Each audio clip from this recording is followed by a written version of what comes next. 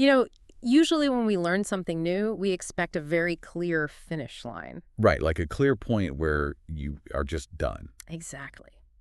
Think about when you learn to drive a car. You study the rules, you practice in a quiet area, and then you take a test. Uh-huh. And if you pass the test, you get a driver's license. Yeah, you get that little plastic card, and from that day on, you are a driver. It is a simple yes or no situation. You either have the license or you don't. Well, our brains really love that kind of clear ending, you know? We like knowing exactly when a job is finished. We really do.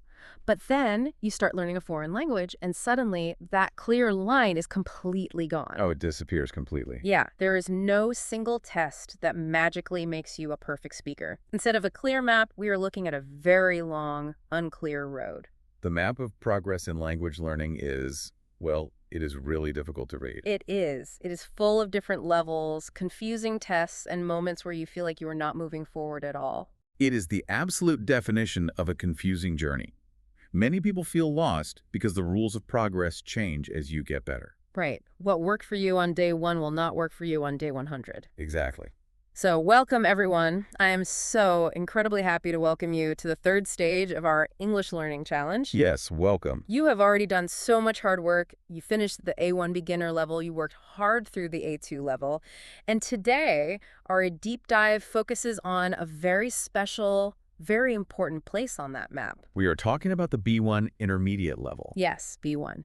And to help us understand this level, we are looking at a really interesting stack of sources today. We are not just guessing what B1 means. We are going to look at the official language rules. Right. From the CEFR, the Yeah. Common European Framework of Reference. That is a very long name, but they are the organization that makes the rules for language levels in Europe and around the world. We're also going to look at some real-world course details from a place called the Mobility Friends Training Center. Yeah, and we will look at how children are tested compared to adults. We have some information from the famous Cambridge exams for that. We will also explore the Oxford 3000 vocabulary list. That is a very popular and helpful list. But you know, the part I am most excited about is the science. Oh, the research study, yes. Yeah, we have some new academic research from 2 researchers named Wen and Cao. Their study looks at how reaching this specific language level changes your career opportunities. And how it literally changes your brain. It is amazing. It really is. We also have some great articles from ELT News and Interlinko about how culture changes the way we speak. So our mission today is very clear. We want to discover what it really means to cross that invisible line into intermediate English. We are going to see how reaching this level changes the way your brain solves problems, and we will find out why B1 is the absolute most important step for your future career and your travel dreams. It is going to be a great discussion. Okay, let's unpack this. Let us start with the big picture. We know B1 is the main goal for this challenge, right? Right. That is the target. But how is it really different from the A1 and A2 levels that you have already finished? Because sometimes it just feels like learning more of the same words. Well, I mean, it is definitely not just more of the same. The official CEFR rules are very clear about this. Oh. Yeah, B1 is not just a little bit better than A2, it is a very big jump. The CEFR describes B1 as being in the upper 70th percentile of the intermediate experience. The upper 70th percentile, that sounds like a lot of math. Can we explain that simply? Of course. It means that when you are at true B1, you are almost at the top of the middle section. You're definitely not a beginner anymore. Okay, that makes sense. And to make that jump from A2 to B1, it usually takes a student about 50 to 70 hours of guided study. Wow. Yeah, plus a huge amount of regular daily practice outside of the classroom. 50 to 70 hours. That is almost 2 full weeks of working a full-time job just studying English. And that is only the guided study with a teacher. Right. That does not include watching movies or reading books at home. So what exactly changes in those 70 hours? That is the big question. Because when we were at A1 and A2, we learned very basic things. We learned to say things like, "Hello, my name is John," or "Where's the train station?" Or how much is this shirt? Exactly. And those are very important things to learn. But at A1 and A2, you are doing what the CEFR calls simple routine tasks. Routine tasks, okay. Yes, you're using memorized basic phrases. Think about it like playing a video game where you only have one button to press. Oh, I see. You hear a question, you remember a specific sentence you learned in a book, and you repeat that sentence. Right. If someone says, "How are you?" I press a button in my brain that says, "I'm fine, thank you," and you. It is automatic. It is just memory. But at B1, you move far beyond that automatic memory. You gain the ability to handle unexpected travel situations. Unexpected situations, that is key. You learn how to describe your personal experiences in detail. You can talk about your dreams for the future and your ambitions for your career. That sounds much more like a real person talking. Exactly. And most importantly, you can give brief reasons and explanations for your opinions. You don't just say, I like this. You can say, I like this because, and then explain your thoughts. I really love the example from the CEFR source about ordering food. It shows this difference perfectly. Oh yeah, the cafe example. Yes. At the A2 level, you can go into a cafe in a foreign country and order a simple iced tea. You walk up to the counter and say, an iced tea, please. Very simple. The server looks at you and says, $3.50. You hand them the money. It is safe, and it is very routine. But real life is rarely that simple or safe, you know? It never is. The source gives a brilliant example of how a true B1 conversation works in that exact same cafe. Imagine you walk in and order the iced tea. But the server does not just tell you the price. The server speaks fast and changes the plan. Exactly. The server replies, do you want large or small? Large is $5.50 and small is $4.50. But today, we have a special offer. Oh no, a special offer. You get one small iced tea for free if you buy two large ones. Yes. That is a real complicated conversation. The server is throwing new information at you. They are giving you a conditional offer. Right, an if-then situation. If you do this, then this other thing happens. And to understand that server and make a choice, you need B1 English. You cannot just use a memorized phrase. The I am fine, thank you button will not help you here at all. Not at all. You have to listen carefully to the fast speech. You have to understand the condition. You have to do the math in your head to see if it is a good deal. And then you have to make a decision and communicate it clearly back to the server. All while people are waiting in line behind you. That is stressful. It is, but that is the perfect way to describe the B1 threshold. It is the ability to handle the unexpected. That makes total sense. And this brings up a very interesting comparison from our sources.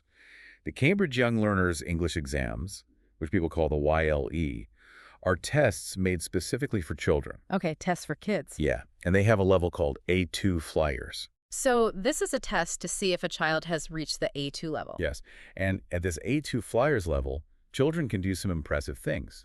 They can understand simple instructions from a teacher. Like open your book. Exactly. They can listen to simple spoken stories about animals or families. They can talk about what they did yesterday or what toy they want to play with. That is great for a child. It is.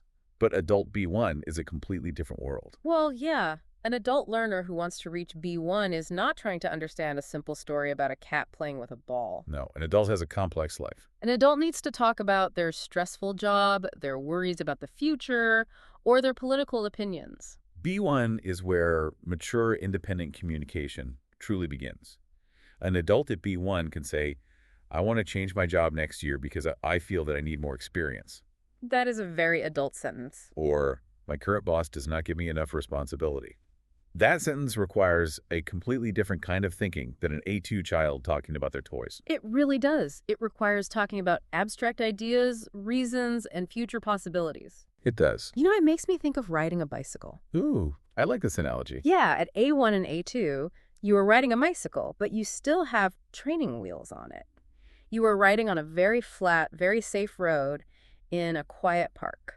With a teacher walking right next to you. Exactly. You use basic words and it feels safe. You know you are not going to fall over. And if you do fall, the teacher is right there to catch you. But B1. B1 is the moment you take those training wheels off. You leave the quiet park and you are riding your bicycle around a busy, noisy city by yourself. The traffic in that city is unpredictable. Cars might stop suddenly. People might walk into the street. The weather might change. Just like the waiter at the cafe changing the price of the iced tea. Yeah, you might wobble a lot. You might even make a mistake and hurt your knee. But the important thing is that you are independent. You're doing it yourself. You are navigating the real world. Mm-hmm. But I have to ask a question here about how we get to this level. Because sometimes language schools are not completely honest with students. Well, this is a big issue. I read this in our CEFR source, and it made me quite angry. It is a very frustrating problem, and the CEFR guidelines actually warn against it. There is a very common misunderstanding and sometimes intentional trickery in the language learning industry. Trickery, like they lie. Well, some language schools and testing companies do not follow the strict CEFR rules. Wait, so they give you a test, tell you that you are B1, but it is not true. Why would they do that? Think about it from a business perspective. Let us say a school has an A2 course. The students finish the course. They want to feel like they are learning fast. Okay. So the school might label the next slightly harder course as a B1 course. They give the student a beautiful certificate that says B1 level achieved. Just to make the student feel happy and keep paying for more classes. Sadly, yes.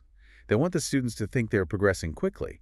But learning a few new words or practicing grammar in a quiet classroom does not magically make you B1. So if you, the listener, go to a local school and get a certificate that says B1, it might just be a very comfortable, very good A2. It might be.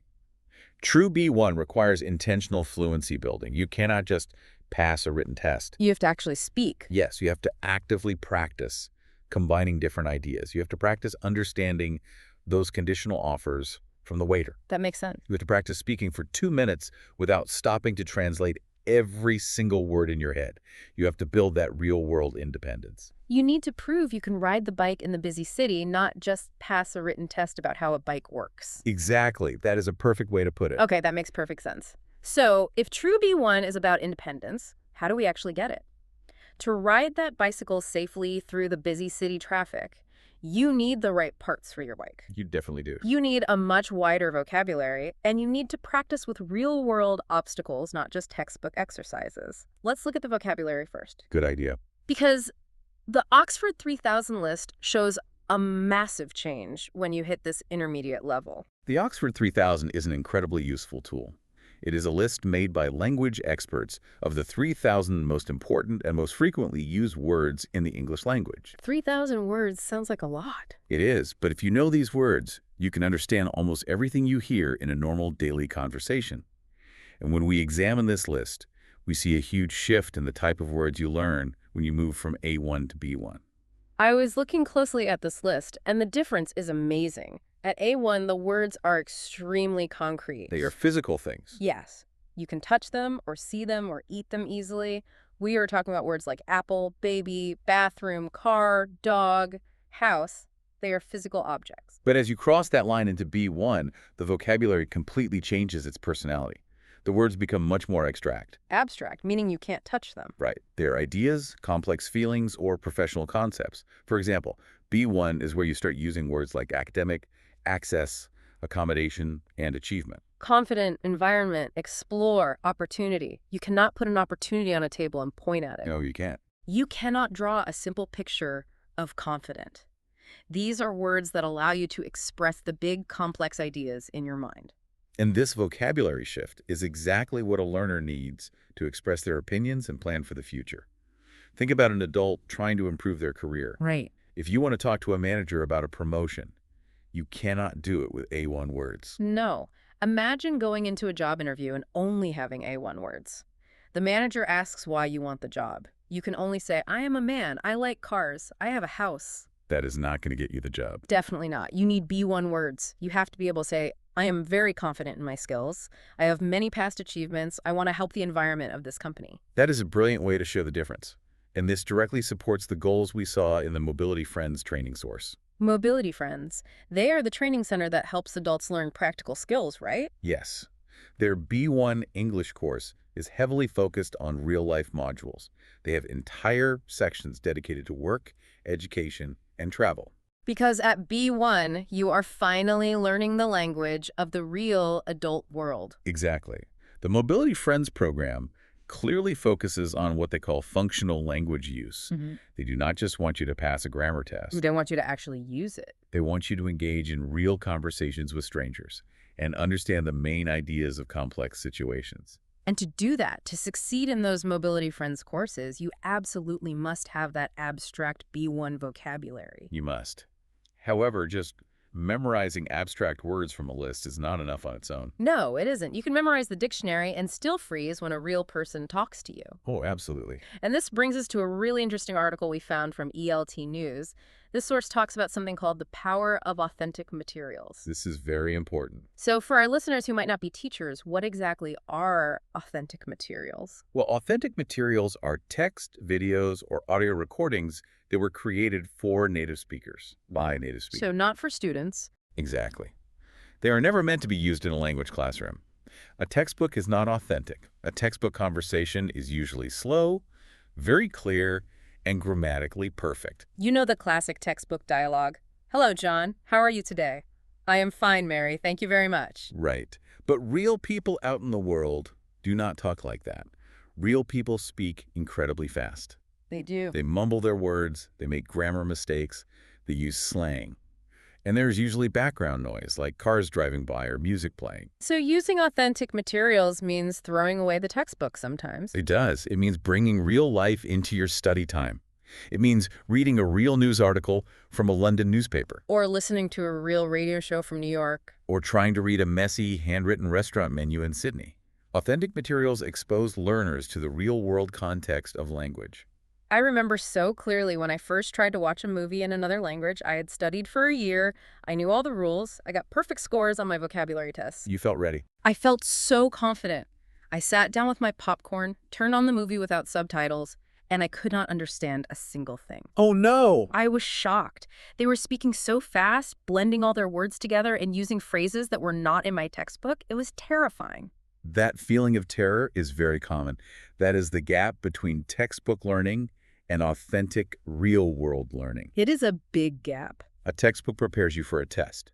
Authentic materials prepare you for life. And at the B1 level, you finally have enough basic knowledge to start closing that gap. You start to interact with the culture, not just the grammar. And the source from Interlinko talks a lot about this connection between language and culture.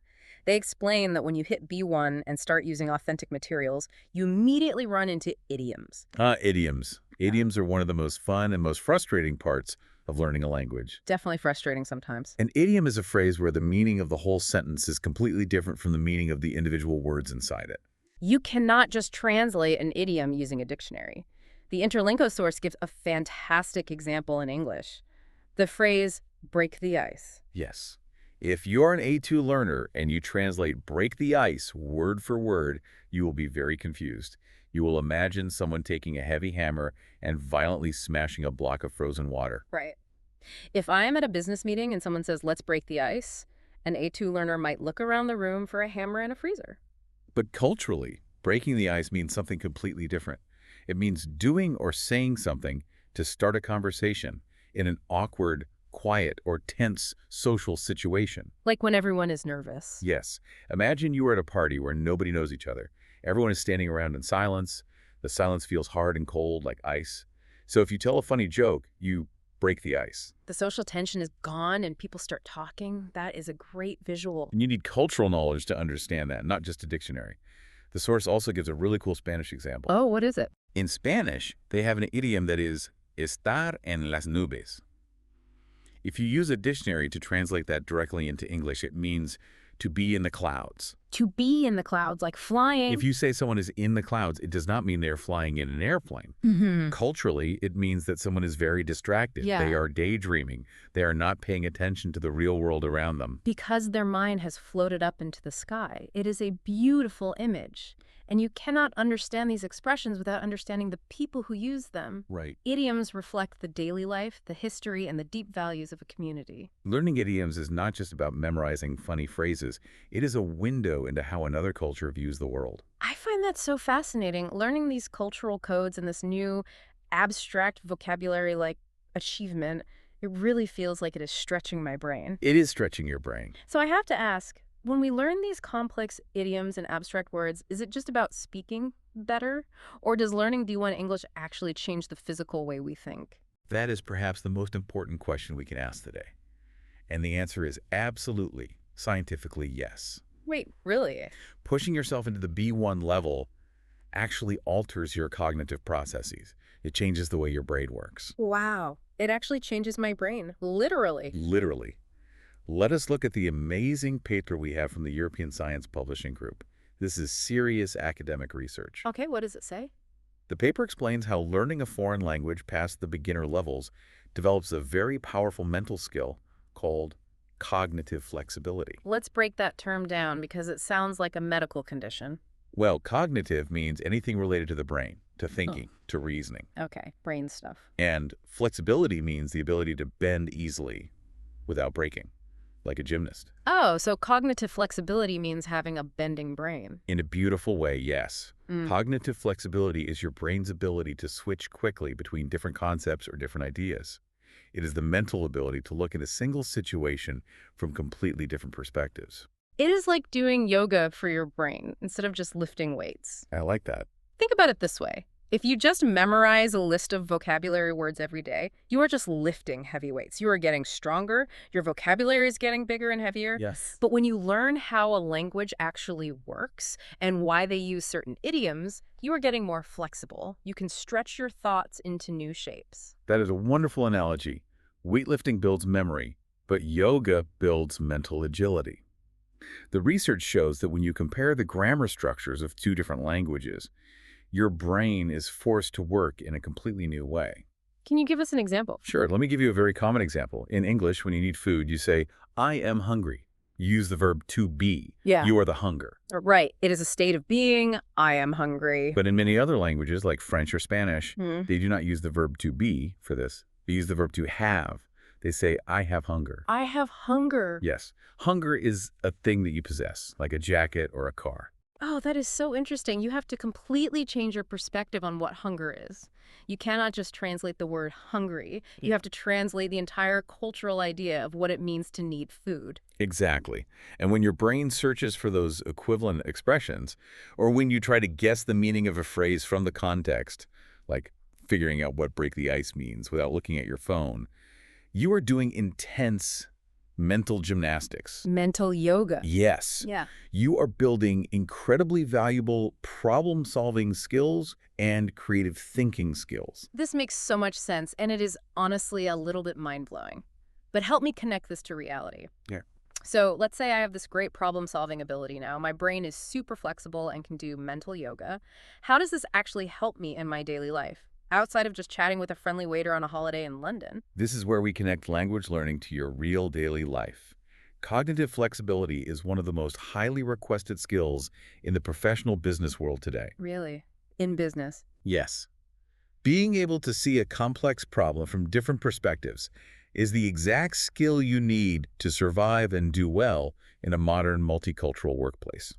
So you are saying it is not just about being able to speak English during a business meeting. It is about being a fundamentally better, more flexible thinker at your job? Yes. Imagine you are working on a big project and you are in a meeting with coworkers from 5 different countries. Okay, a big international meeting. Everyone has a different background. There will be miscommunications, there will be disagreements about how to solve a problem. That always happens. A person with low cognitive flexibility will just get angry. It will think, my way is the only way. Because they can only see the problem from their native language's perspective. But a person with high cognitive flexibility, a person who has fought their way to B1 English, can switch their thinking. They can pause and say, wait, how is my coworker viewing this problem? They can understand the other person. They can understand another person's point of view much faster because their brain is used to translating different ideas, not just words.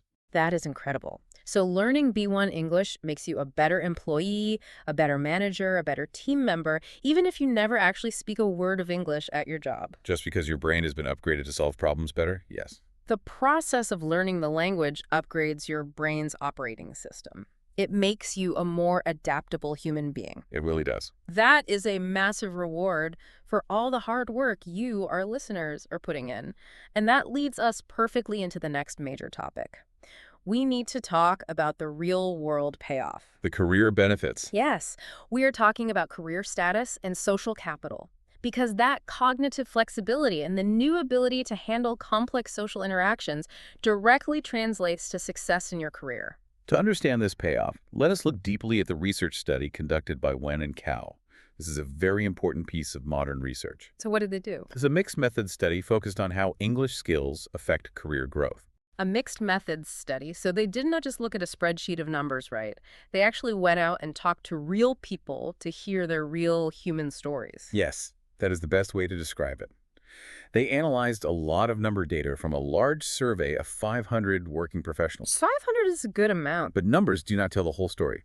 So they also conducted long personal interviews with 20 individuals to really understand how language impacted their daily working lives. Okay, so they asked 500 professionals about their jobs, their salaries, and their English levels. What was the big discovery? The study noted that having C1 and C2 levels, the highest, most advanced mastery levels, are strongly linked to the highest promotion rates and the best salary growth since the year 2008. The highest levels get the most money. The people with the absolute best English get the top executive jobs. Well, that is not a big surprise. If you are an absolute master of a language and you sound like a university professor, you probably get the big boss jobs. But what about our listeners? What about the B1 learners who are still making mistakes? The crucial, most important finding for our listeners today is this. B1 is the absolute minimum requirement to begin participating in the global workplace. The absolute minimum. If you are A1 or A2, the door to international business is closed and locked. B1 is the key that unlocks the door to real career advancement. So knowing a little bit of English at A1 and A2 is nice for a holiday, but B1 is the golden ticket to actually enter the international business world. Yeah. Why is that threshold so important? The researchers use 4 different academic theories to explain why language creates workplace success. Let's walk through them carefully. Okay, let's do it. First, they talk about human capital theory. Human capital theory is a very practical idea. It says that your skills are your capital, they are your financial value. Like money. Language skills are a highly valuable asset, like knowing how to write computer code or knowing how to repair a car. The more English you know, the more valuable and employable you are to a company. That makes sense. If you have B1 English, you can do more tasks, you can talk to international clients, and you can solve bigger problems than someone with no English. More skills equal more value to the company. That is the first theory. The second theory is social capital theory. Now, this one is fascinating. This is all about who you know and how you connect with them. Yes, this theory focuses on human networks and relationships. Social capital theory says that language allows you to network, make helpful contacts, and get support from your supervisors. So it's about being friendly. Think about an A2 learner in an office. At A2, you can only say, "Good morning, here is the report." That is polite, but it is very cold. You cannot make a friend by just saying, "Here's the report." Exactly. But at B1, you have that abstract vocabulary. You have idioms. You can go to the coffee machine, see your manager, and ask, "How was your weekend? Did your daughter win her football game?" You can build a genuine human relationship. You can chat about life. You can make friends. And let's be honest, in the real business world, friends help each other get promoted. It is so true. People want to work with people they like and understand. B1 allows for this essential relationship building. You become part of the team, not just a machine that does work. Then we have the third theory, sociolinguistic theory. Sociolinguistic theory. That is a big word. It just looks at how language interacts with social structures and personal identity. In a busy workplace, this means having the ability to switch between formal and informal language depending on who you are talking to. Like changing your clothes for different events. You don't wear a swimsuit to a wedding. And you don't use informal slang with the president of the company. Exactly. A B1 learner starts to understand the difference between formal and informal register. They know how to write a highly respectful, formal email to the CEO. Right. But they also know how to use casual jokes and slang when texting their team members on the weekend. This reminds me of the Mobility Friends B1 course again. Oh, how so? One of their modules specifically teaches the difference between making a formal complaint and an informal complaint. That is a great module. If your hotel room is dirty, you speak formally to the hotel manager. But if your brother borrows your car and leaves it dirty, you complain informally. You need B1 to know the difference. You do. And finally, the fourth theory is communication competence theory. Communication competence. This theory states that workplace success is not just about knowing perfect grammar rules. It is about your total physical and mental capacity to interpret messages and interact appropriately with others. So it is about being a generally good communicator, not just being a walking grammar dictionary. You have to listen carefully, read people's body language, notice if they look bored or confused, and respond in the right way. And this brings us to what the researchers call the true secret weapon of international business. Cultural intelligence. They call it CQ. CQ, like IQ for general intelligence, but this is for culture. What exactly is cultural intelligence? Cultural intelligence is your ability to function effectively across many different cultural contexts. So being adaptable. It is knowing how to act, how to listen, and how to communicate with people who have completely different backgrounds and beliefs than you do. So let's make this real. What does this all mean for you, the listener, studying hard every day? Let's imagine a situation. Okay, let's hear it. Let's say we have a learner named Maria. Maria is a solid B1 English speaker. She is in a big business meeting.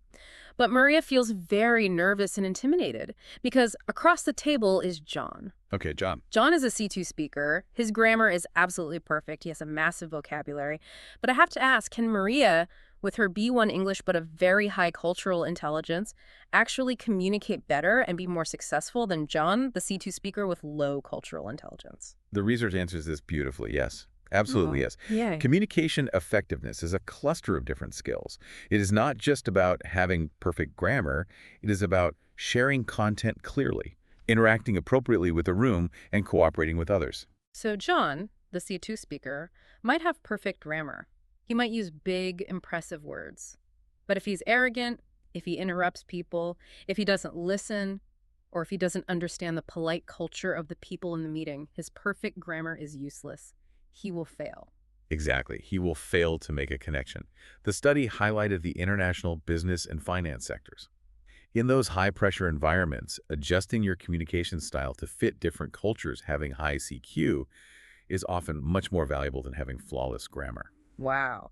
So Maria, the B1 speaker, might make a few grammar mistakes when she speaks. She might have a strong accent. But because she smiles, listens carefully, asks polite questions, and respects the cultural differences in the room, she will build trust. Maria will build trust, and Maria will win the business contract. John will just sound like a very smart dictionary that nobody wants to work with.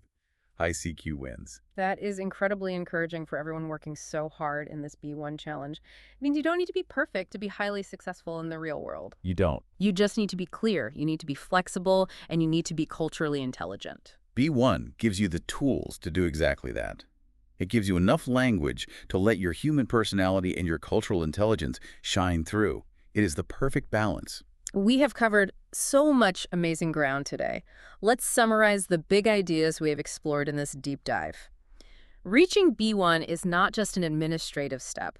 It is not just about learning how to order a basic meal or read a street sign. It is the critical threshold. It is the beautiful moment where you take the training wheels off the bicycle and gain real, messy independence. At this level, you start using powerful abstract words from the Oxford 3000, like achievement, confident, and opportunity. You begin to interact with authentic materials, reading real news, and understanding deep cultural idioms like breaking the ice. You develop cognitive flexibility. You do yoga for your brain, which fundamentally makes you a better, more creative problem solver in any situation. And finally, you build the social capital and communication skills needed for real long-term career growth. You learn how to make friends at the office and build trust. It is a massive step forward in your life, and I want to remind everyone listening that your daily effort in this English challenge is actively rewiring your brain. It really is. Every single time you sit down to study a new text or try to understand a fast, difficult conversation, you are expanding your professional universe. We know it takes time.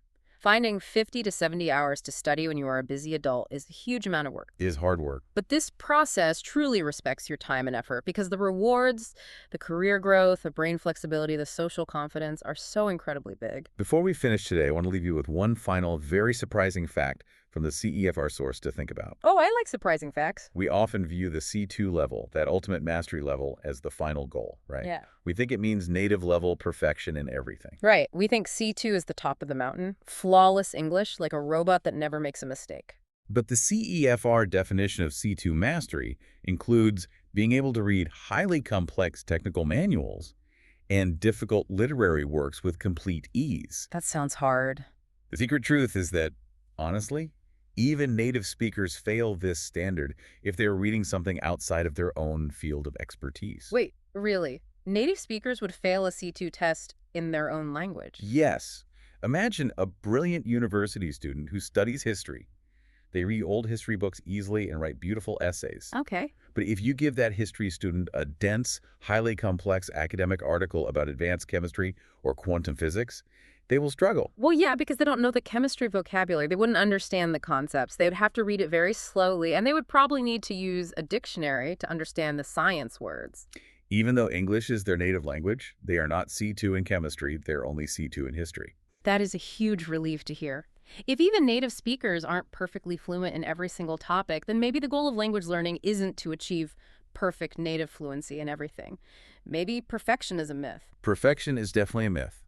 The real goal is simply mastering the language of your own specific passions and your own dreams. That is beautiful. If you love technology, you learn the B1 and B2 English for technology. If you love art and painting, you master the English to talk about art. You do not need to know everything. You just need to know enough to be independent and confident in your own specific world. What a fantastic, encouraging thought to end on. You don't need perfect grammar to build a deep human connection. You just need B1 English, a flexible brain, and the courage to take those training wheels off and ride your bicycle into the busy city. Thank you so much for joining us on this deep dive into the B1 level. We are celebrating your amazing journey through this challenge. Keep going, keep studying, and keep building those new flexible roads in your brain. We will see you next time.